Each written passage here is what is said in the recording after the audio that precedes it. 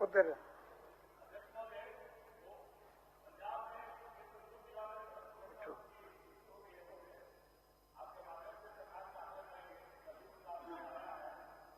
माध्यम सागर करेंगे महोदय, उस परिवार में छोटे छोटे बच्चे हैं महोदय, उसके लिए मुआवजा उसको सरकार करे महोदय आपके माध्यम से।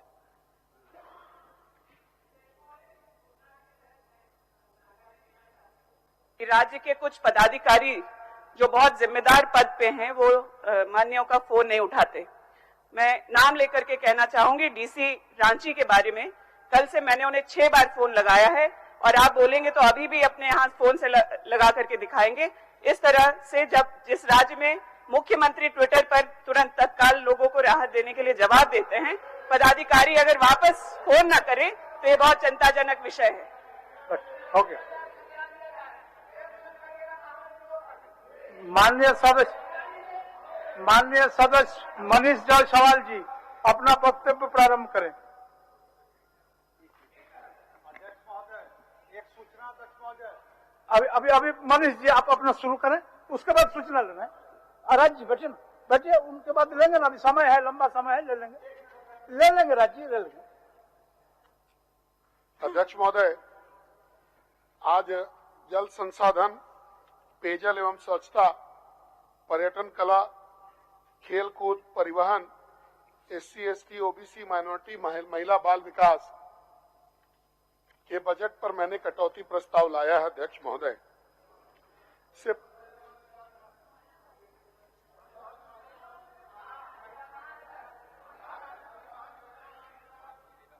चलिए, अगर आपकी जानकारी मेरे से थोड़ा अगर ज्यादा है तो क्षमा करिएगा, लेकिन इन सभी जो पहले के जो मुद्दे अगर उनका है तो कम से कम मेरा वक्तव्य उन पे सुन लीजिए। महिला बाल विकास और परिवहन को चलिए मैं छोड़ देता हूं।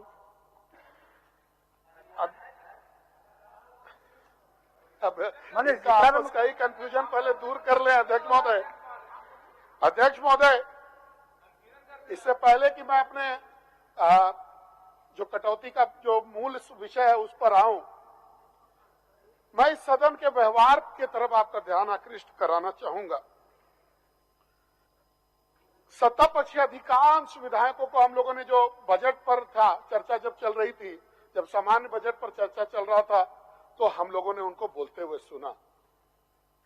कईयक के अंदर में तो कईयक कवियों की आत्मा समाहित हो गई थी, वो कविताओं का झड़ी लगा दे रहे थे, लेकिन बजट के विषय पर उन लोगों ने एक भी बात नहीं बोला।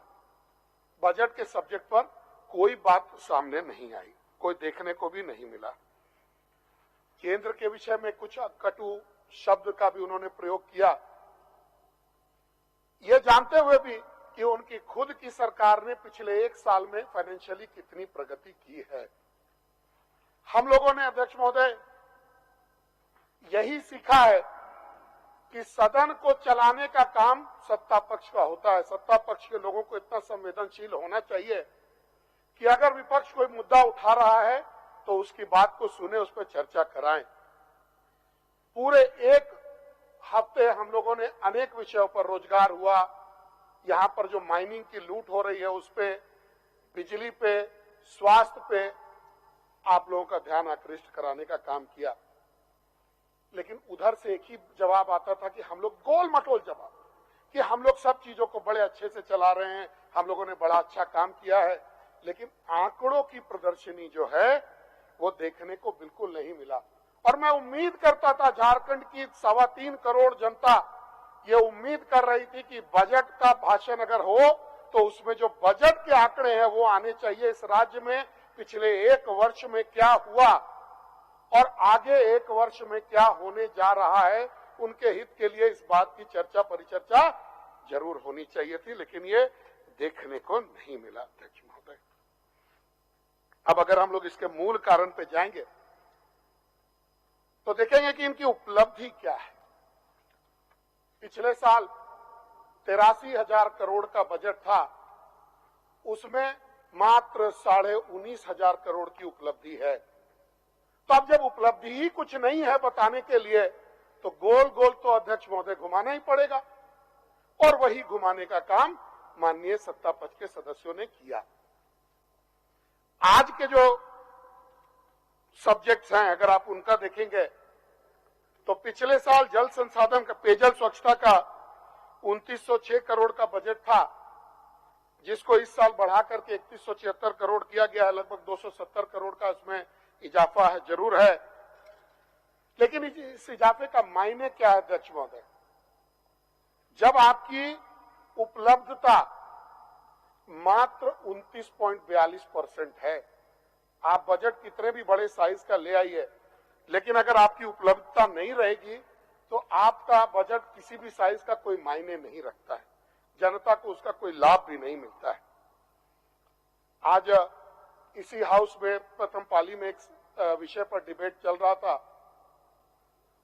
इतना महत्वपूर्ण विषय है अध्यक्ष महोदय कि इस राज्य में चापानल खराब है, उसको बनाने के बारे में तो माननीय मंत्री जी का वक्तव्य आया कि भाई पिछले साल भी पेयजल स्वच्छता की कोई कमी नहीं थी, इस साल भी नहीं होगी।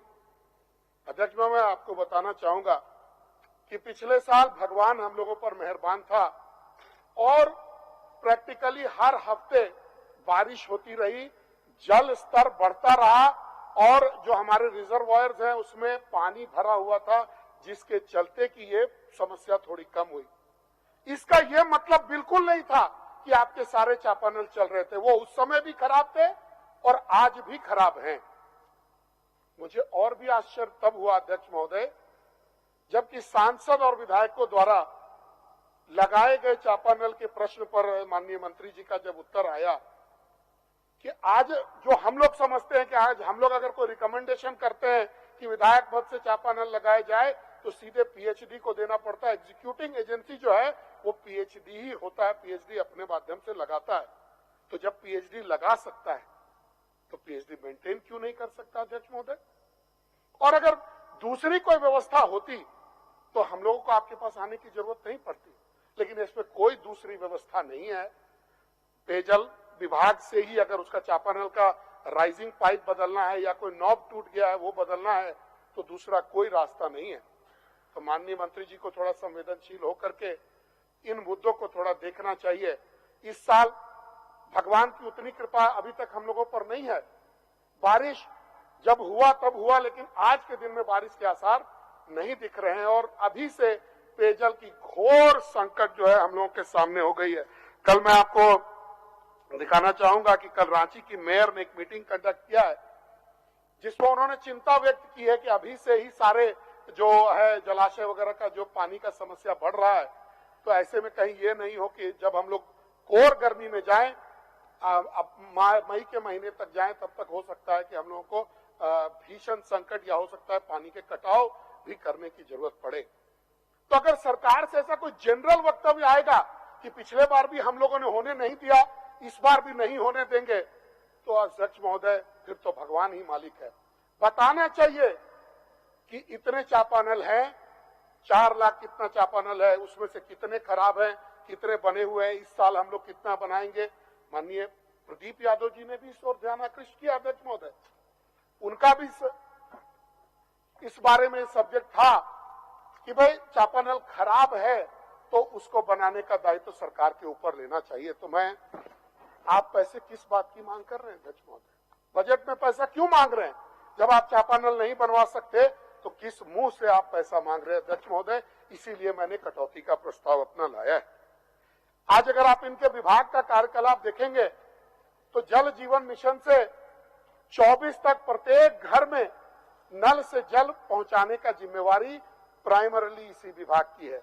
कुछ नगर विकास के जिम्मे में भी इसका काम है थोड़ा मोड़ा, लेकिन प्राइमरी जवाबदेही जो है इनकी है और जितने भी ग्रामीण क्षेत्र हैं इसमें इनको ही ये इस मिशन के तहत में जल पहुंचाना है। लेकिन अभी इनकी उपलब्धता क्या है अध्यक्ष महोदय? 11% घरों तक अभी इन्होंने जल पहुंचाया है। 79% घरों में अभी इनको पहुंचाना बाकी है। और जिस तरीके से ये बढ़ रहे हैं अध्यक्ष महोदय, 2024 तो क्या अगले 10 सालों में भी इनसे नहीं हो सकेगा अध्यक्ष महोदय। आज डीएमएफटी का मैंने सदन में चर्चा किया था कि डीएमएफटी का प्रत्येक हर जिला में अरबों अरब रुपया पड़ा हुआ है और हर जिला जहां माइनिंग एक्टिविटी होता है वहां पानी का स्रोत भी है जो बंद पड़े हैं माइंस, जिन माइंस का उपयोग नहीं हो रहा है वहां पर पानी भरा हुआ है। अगर इच्छा शक्ति होती सरकार में तो ये प्रपोजल भी आता कि उन वाटर स्रोतों को टैप करके जो राशि पड़ी हुई है उनका उपयोग करके हम हर घर में नल से जल हम लोग पहुंचा सकते थे।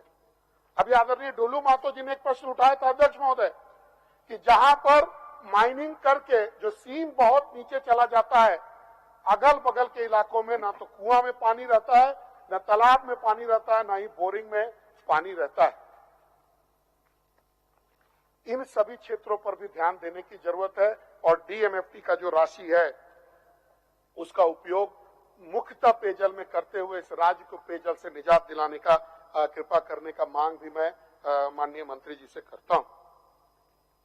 पिछले बजट का मैं माननीय मंत्री जी आपको स्मरण कराऊं कि बड़े सालों के बाद सरकार ने प्रत्येक पंचायत में 5 चापानल का जो है आश्वासन दिया था, बजट में प्रावधान भी किया था और मैंने इसी जगह पर मेज थपथपा करके इस बात का स्वागत किया था।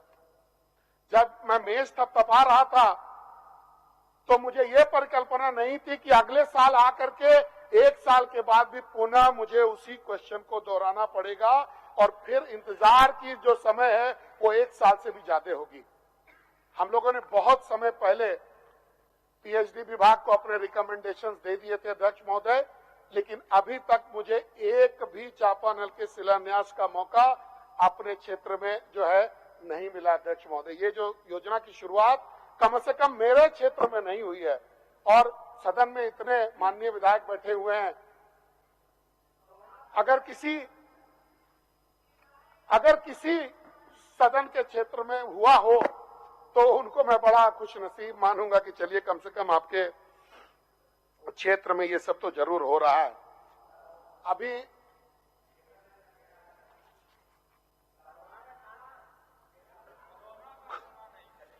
अध्यक्ष महोदय, इस सदन ने उस तरफ से कोरोना का रोना बड़ा सुन लिया अध्यक्ष महोदय। सुनते आ रहे हैं हम लोग कि कोरोना का रोना जो है वो चलते आ रहा है। तो अगर आप पिछली बार आपने बजट के जो उपवन थे उसमें से कम राशि अगर खर्च की तो इस बार आपको इतना बड़ा बजट बनाने का क्या अधिकार है? जो पहले आपने कम खर्च किया ये आपके एक प्रूफ है कि आप सक्षम नहीं हैं और अगर हम थोड़ा घुमा के बोले तो आप निकम्मे हैं, आप में क्षमता नहीं है कि आप इस बजट को मांगने के लायक भी आप नहीं हैं। अध्यक्ष महोदय,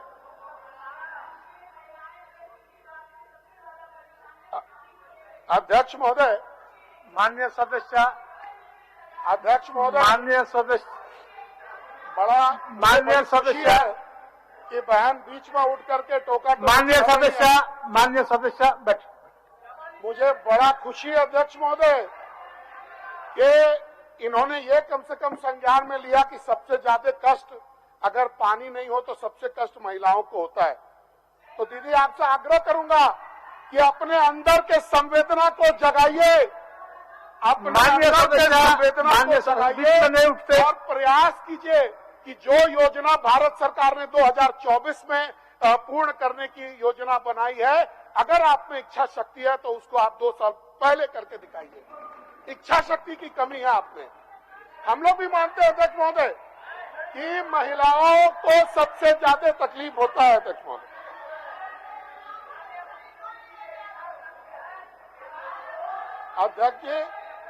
अध्यक्ष महोदय, माननीय सदस्य, पानी ऐसे सब्जेक्ट पर बैठ जाए। अध्यक्ष महोदय, पानी ऐसे सब्जेक्ट पर बैठ। नहीं बैठ जाइए। आप लोग अच्छे हैं, चलिए बैठिए। नहीं ठीक है, अच्छे हैं, चलिए बोलिए। अध्यक्ष महोदय, आपसे ऐसे ही टिप्पणी की उम्मीद थी अध्यक्ष महोदय कि हम लोग अच्छे हैं क्योंकि हम लोग जनता के मामलों को सदन तक लेकर के आते हैं और बजट में भी बजट ही की बात करते हैं। गोल गोल घुमाने का काम हम लोगों का नहीं है अध्यक्ष महोदय। चलिए अध्यक्ष महोदय, अपना समय का ख्याल रखिए। अध्यक्ष महोदय, माननीय सदस्य योजनाएं चल रही हैं अध्यक्ष महोदय। माननीय सदस्य, आपको अगर कुछ सूचना देना है तो आसन से परमिशन लेके 1 मिनट, क्या सूचना है आपका? बोलिए। अध्यक्ष महोदय, 1 मिनट, कोई सूचना में है। मेरा कहना है सर कि पानी की जो समस्या है उससे सबसे ज्यादा प्रभावित राज्य की महिलाएं होती हैं। छोटी छोटी बच्चियों को आप सर पे पानी का घड़ा लेकर के बाल्टी उठाते हुए सड़कों पर देख सकते हैं। ये आम नजारा है गांव के अंदर। और 18 साल जो लोग आज विपक्ष में बैठे हैं उनका राज्य रहा। आप किसी से भी पूछ लीजिए, पिछले 1 साल में जो राहत महिलाओं को इस मामले में मिली है, और अगर इनके ये भ्रष्टाचारी पदाधिकारी, मैं बताना चाहूंगी आपको कि गोड्डा जैसे जिला में जो एग्जीक्यूटिव है वो टेंडर नहीं होने दे रहा क्योंकि उनके वहां आज भाजपा का विधायक नहीं है। आप पता कर लीजिए, वो अपने जो प्रिय हो गया मैडम। संविधान मान्य सदस्य, फिर आप उनको बोलने नहीं दीजिएगा, नवीन जी, फिर बोलने नहीं दीजिए।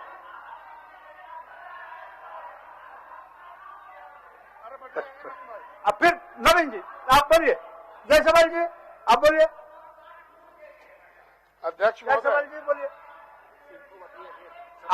आज हम लोग लेट नहीं चलेंगे, आज ससमय चलेंगे, इसलिए माननीय सदस्यों से मेरा आग्रह है कि आप लोग जो आपसे जो अलॉट किया गया समय है उसी समय सीमा के अंदर ही अपना बात को समाप्त करें। मैं धन्यवाद, बोलिए।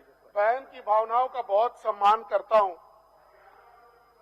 लेकिन साथ में उनको 2 बात और भी याद कराना चाहता हूं अध्यक्ष महोदय, कि हम इनके ज्ञान को थोड़ा बढ़ाना चाहेंगे कि यहाँ तो 18 साल हो गया, लेकिन केंद्र में इनके पार्टी की सत्ता 55 साल रही और ये लोग कुछ नहीं कर पाए। पानी तो छोड़िए, शौचालय, मकान, किसी एक चीज पर भी इन्होंने कोई काम नहीं किया अध्यक्ष महोदय। तो बड़े चीजों पर टिक्का टिप्पणी करना बहुत आसान है अध्यक्ष महोदय, लेकिन उस पर अमल करना अध्यक्ष महोदय, मैं आग्रह करूंगा कि ये अपने आत्मा में झांक कर अध्यक्ष महोदय अपने आत्मा के अंदर झांक के देखे और उसके बाद आत्मा की अंतर आवाज को हम लोग के बीच में रखे अध्यक्ष महोदय। अध्यक्ष महोदय, महिलाओं के प्रति बहुत सम्मान है अध्यक्ष महोदय इनका। महिलाएं तकलीफ में है, हम खुद मानते हैं अध्यक्ष महोदय। एक आंकड़ा है 2020 में झारखंड में 1796 महिलाओं के साथ जो है रेप हुआ अध्यक्ष महोदय। ये भी सच्चाई है महिलाओं के लिए अध्यक्ष महोदय। इनको ये मैं नहीं बोल रहा हूं अध्यक्ष महोदय, ये सारे सरकारी आंकड़े अध्यक्ष महोदय, और मैं बहन की भावनाओं से बिल्कुल सहमत हूं अध्यक्ष महोदय कि महिलाओं को तकलीफ नहीं होना चाहिए। आप इनको अध्यक्ष महोदय समझाइए कि सरकार के संज्ञान में लाए कि ये जो रेप की घटनाएं हो रही हैं उस पर काबू लगे। मान्य सदस्य हो गया अध्यक्ष महोदय, अभी कटौती का प्रस्ताव तो हमने शुरू किया अध्यक्ष महोदय। अगर लोग टोका टोकी करेंगे अध्यक्ष महोदय तो हम तो कुछ कर नहीं सकते अध्यक्ष महोदय। आप बोलिए ना अध्यक्ष महोदय, कहे जाते हैं, आप आसन की ओर मुखातिब होकर बोलिए। अगर आप टूरिज्म का अगर आप देखिएगा मामला, तो टूरिज्म में हम सभी जानते हैं कि रोजगार का सबसे बड़ा स्रोत टूरिज्म हो सकता है, और हर प्रखंड में, हर जिला में टूरिज्म का जो एक बहुत बड़ा बेस हम लोगों के सामने है। लेकिन अगर आप इसके बजट पर अगर गौर करिएगा, इसको अगर आप देखिएगा, तो आपको पता चलेगा कि सरकार कितना गंभीर है। इस साल जो इन्होंने प्रोविजन लिया है उसमें केवल 2 जगहों पर, रजरप्पा और लुगुबुरु, इन 2 को इन्होंने पर्यटन स्थल के रूप में आगे बढ़ाने का काम किया है। ये दोनों ही स्थल पिछली सरकार के द्वारा यहाँ पर जो है ये राजकीय मेला या राजकीय महोत्सव यहाँ पर लगाए जाते रहे हैं और इनको बढ़ाया जाता रहा है। यहाँ पर अनेकों जगह हैं अध्यक्ष महोदय, पूरे झारखंड में। अगर हम लोग हजारीबाग की बात करें तो वहाँ नरसिंह मेला का है, चतरा में इटखोरी की बात करें तो इटखोरी में मंदिर है जिसको बढ़ाने की जरूरत है, कोलेश्वरी पहाड़ है जिसको बढ़ाने की जरूरत है, आपको कोडरमा में ध्वजाधारी पहाड़ है, धनबाद में है, साहेबगंज में, हर जिले में असीम संभावना है अध्यक्ष महोदय। लेकिन कहीं पर किसी भी पर्यटन स्थल का इन्होंने अपने ये में जिक्र नहीं किया है। इको रिट्रीट फेस्टिवल ये एक शब्द इन्होंने इंपोर्ट किया उड़ीसा से कि वहां की सरकारें जो है अपने बीच पर इको रिट्रीट फेस्टिवल लगाती थी ताकि लोग वहां के जो स्थानीय लोग हैं वो भी आ सके और जो है टूरिज्म बढ़ सके। लेकिन इस फेस्टिवल को भी इन्होंने आगे नहीं बढ़ाया। आज अगर हम लोग खेल कूद के बारे में देखेंगे तो मैं सरकार को धन्यवाद दूंगा कि इन्होंने कमल क्लब के माध्यम से जो पूर्ण सरकार की जो योजना थी कि हम लोग हर एक पंचायत में अपने खिलाड़ियों को प्रोत्साहित करेंगे, उसको बढ़ाएंगे, उसका इन्होंने आगे बढ़ाने का काम किया है। इस बात के लिए मैं राज्य सरकार को बहुत बहुत धन्यवाद देता हूं। लेकिन इनके घोषणा को देखिए, इनके गंभीरता को देखिए। इन्होंने कहा था कि हम लोग खिलाड़ियों को नौकरी देंगे। बड़ी घोषणा हुई थी, बड़े मेज थपथपाए गए थे कि भाई खिलाड़ियों को नौकरी मिलेगा। लेकिन हुआ क्या? ढाक का 3 पात। जब विपक्ष की तरफ से बहुत हंगामा हुआ तो मात्र एक खिलाड़ी को नौकरी दिया गया। ये सच्चाई है अध्यक्ष महोदय इनका। अगर हम लोग एससी, एसटी, ओबीसी और माइनॉरिटी की बात करेंगे अध्यक्ष महोदय, तो इस सरकार की जो शुरुआत हुई थी अध्यक्ष महोदय, अब कंक्लूड करें अध्यक्ष महोदय। 2 मिनट और लेंगे अध्यक्ष महोदय, कंक्लूड तो करना ही है अध्यक्ष महोदय। अध्यक्ष महोदय, अगर आप देखेंगे तो 6 मार्च को बोकारो में एससी की हालत बता रहा हूं अध्यक्ष महोदय, भूखल घासी की मौत हो जाती है अध्यक्ष महोदय। सरकार इस सदन में घोषणा करती है कि उसके पूरे परिवार को हम लोग संरक्षित करेंगे। उसके बाद आगे संसदीय कार्य मंत्री जी बैठे हुए, इनको ध्यान होगा कि इन्हीं के मुंह से यह वक्तव्य निकला था। उसके बाद उसका पूरे परिवार के आगे 3 लोग मर जाते हैं अध्यक्ष महोदय। ऐसी ही घटना रामगढ़, गढ़वा, देवघर, लातेहार में हुआ।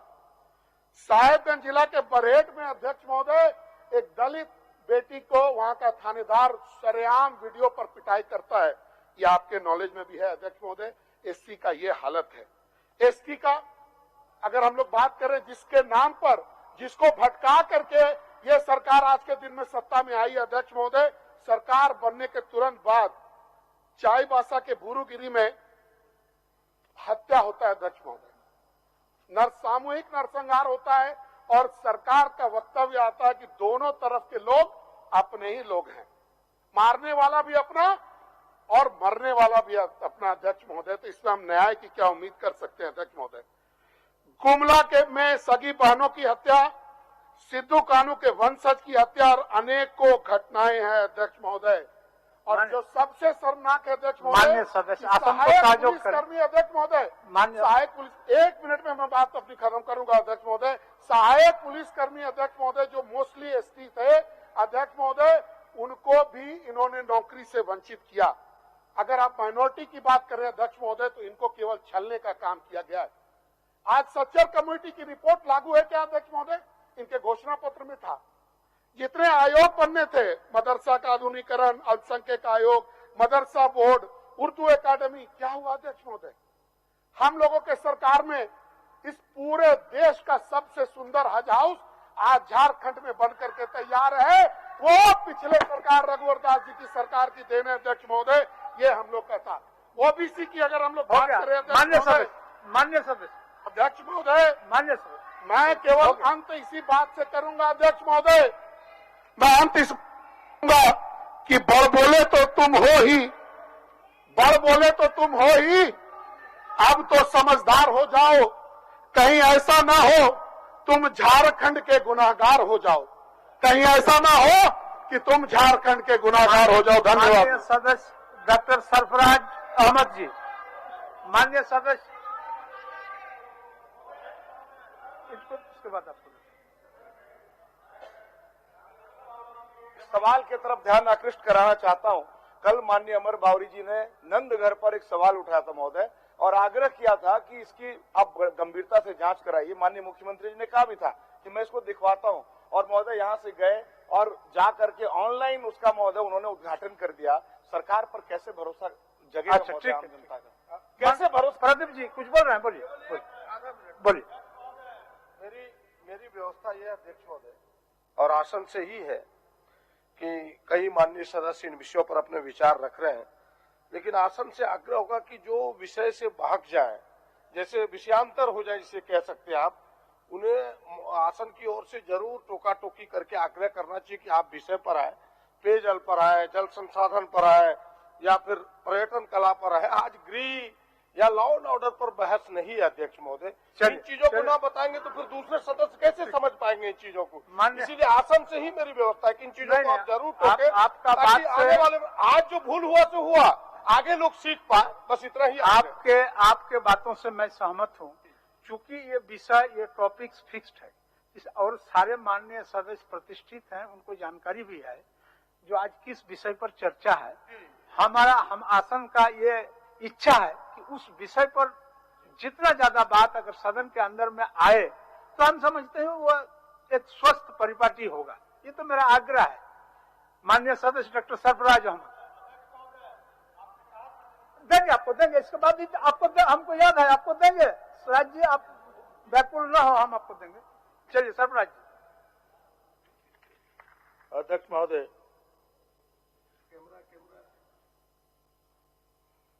पिछले 2-3 दिनों से विभिन्न विभागों पे जो चर्चा हो रही है, मैं उसको बड़ा गंभीर से सुन रहा हूं और ऐसा लगता है कि हमारे दाएं बाजू के साथी जो हैं वो बड़े दुखी है, तकलीफ में है, पीड़ा में है। मैं इस पर एक चंद 2-3 इशार है सर कि हम लोग जो है, इधर के लोग, हम भी करते हैं तो हो जाते हैं बदनाम, हम भी करते हैं तो हो जाते हैं बदनाम, और वो कत्ल भी करते हैं तो चर्चा, कत्ल भी करते हैं तो चर्चा, कत्ल भी करते हैं।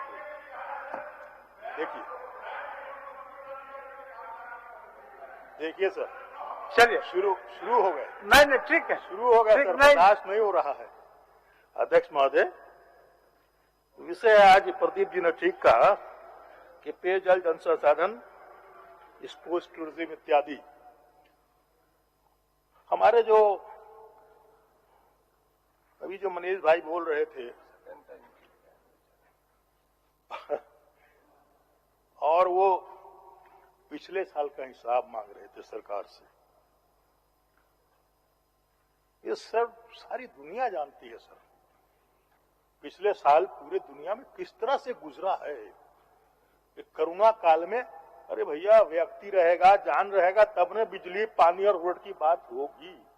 आप पिछले साल का हिसाब किससे मांग रहे हैं? दुनिया की बड़ी बड़ी सरकारें पिछले साल का हिसाब नहीं दे पाएंगी। आप एक राज्य की सरकार का हिसाब मांग रहे हैं, पिछले साल क्या किया, बजट सरेंडर किया और आगे फिर इतना पैसा लेंगे, फिर सरेंडर कीजिएगा। भैया जी,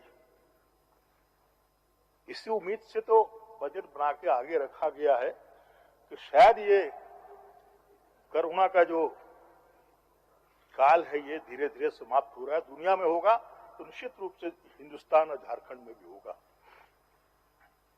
तो उसके लिए हाथ पर हाथ रख के आदमी नहीं बैठेगा। और मैं तो इनसे कहता हूं, अभी तो 1 ही साल हुए हैं भैया, 4 साल बचा हुआ है, इतना परेशान मत होइए आप लोग।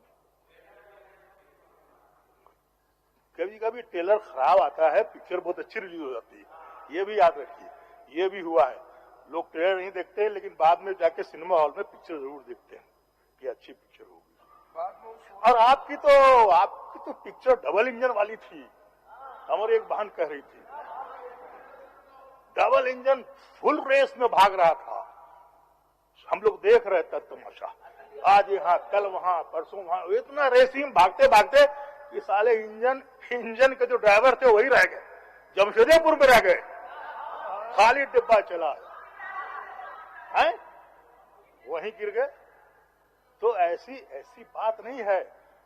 कभी कभी सिंगल इंजन से भी हवाई जहाज जो है, खराब भी एक इंजन हो जाता है तो दिशा पे पहुंचा देती है, जगह पे पहुंचा देती है। इसको याद रखिए, उदाहरण है इस बात का। और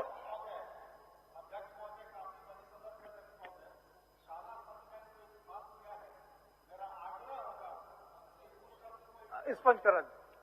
ठीक है, अगर निकला है तो चलिए, बोलते बोलते कभी कभी निकल जाता है, उसको स्पंज कर दीजिए। वो तो ये स्पंज जो ये कह रहे हैं सर मान लिया जाए, नहीं मान लिया, जो शब्द मेरा अगर इन्हें पसंद नहीं है उसको स्पंज करा दिया जाए, लेकिन लेकिन लेकिन हमें तो पसंद कीजिए मेरे भाई, शब्द पे मत जाइए। देखिए माहौल अच्छा होगा, हम विकास कैसे कर पाएंगे? माहौल जब हमारा अनुरूप होगा, माहौल अब ठीक रहने दीजिए ना, तब विकास देखिए। आप तो रहे रहे कुछ न कुछ ऐसी बात छेड़ देते हैं, ऐसी ऐसी बातें ले आते हैं कि माहौल खराब होता है। उसमें क्या विकास की बात हो, क्या विकास हो पाएगा? उसी को ठीक करते करते लग जाएगा। अब सीएम साहब दिल्ली गए 2-3 दिन पहले, इन्वेस्टर को उन्होंने अट्रैक्ट किया, बुलाने की कोशिश की। इन्वेस्टर आएगा तभी तो हमारे लोगों को एम्प्लॉयमेंट जनरेशन होगा। ये आपको अच्छा नहीं लगा, और आप जो है वो हाथी डुबाव वाला जो प्रोग्राम कर रहे थे, उसमें एक भी इन्वेस्टर आया क्या? कितना पैसा आपने बर्बाद किया, उसकी बात आप नहीं कीजिएगा। हमारे मुख्यमंत्री एक दिन दिल्ली जाकर के उद्योगपतियों से मिलेंगे तो वो आपको खराब लगेगा। ऐसा नहीं होना है। ये एक सेकुलर डेमोक्रेटिक रिपब्लिक है मेरे भाईजान, हिंदुस्तान, और इसकी बुनियाद हमारे आपके पूर्वजों ने सेकुलरिज्म पे रखी है। दुनिया का सबसे बड़ा डेमोक्रेटिक कंट्री है, लेकिन जिसकी नींव आप लोग हिलाने के चक्कर में लगे हुए हैं पिछले कई एक सालों से। वो जो पंजाब का किसान बैठा है, आप उसको क्या बोलते हैं? देशद्रोही बोल रहे हैं। कहीं न कहीं देशद्रोही की बात कर, मैं आ रहा हूं। देखिए मैं सब्जेक्ट मानने आऊंगा। माननीय सदस्य, उनका एक सूचना है, बोलिए। आपका सूचना राज्य जी, बोलिए। मेरा सूचना है अध्यक्ष महोदय कि अभी धनबाद से जस्ट खबर मिला कि वहां सैकड़ों लोगों के घर तोड़े जा रहे हैं। इस बिना पर उनका कहना है कि जमीन का कागज आपका वो गैर आबाद है, उस पर गरीब बड़े लोगों के साथ साथ ठेला मजदूर मटिया का भी घर है। अध्यक्ष महोदय, पहले नियमतः सब यहाँ माननीय मंत्री जी हैं, अतिक्रमणवाद चलता, केस होता, नोटिस जाता, उसका एसीडीसी सुनवाई करते, कागज का फर्जी है कि क्या है वो तो सुनना कोर्ट का है, लेकिन नियमतः सुनवाई करते हुए जब यह तय हो जाता कि हाँ आपका कागज, तब आप तोड़ने के लिए भेजते।